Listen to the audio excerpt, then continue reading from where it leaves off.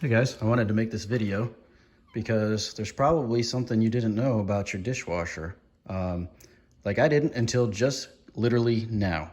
This is a Samsung dishwasher. I'm not sure the model, but if you have one similar, it should look familiar. But it's pretty standard.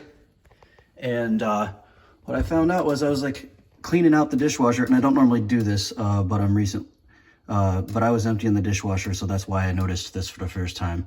And I'm like, what is this lever in the bottom? So I turn the lever like this, and there's a whole screen that comes out.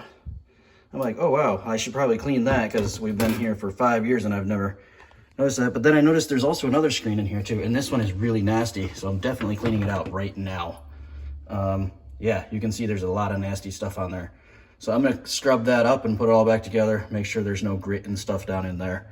But if you have a dishwasher like this, or any other dishwasher for that matter, you may have a different sediment screen down there, but I'll bet you have a similar one, and I'll bet you your dishwasher will work better if you get that cleaned out.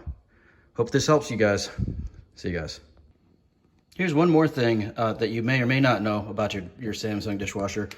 I went to fill up my rinse aid because I noticed that the dishes are coming out like they're clean, but they're like a little bit cloudy and stuff.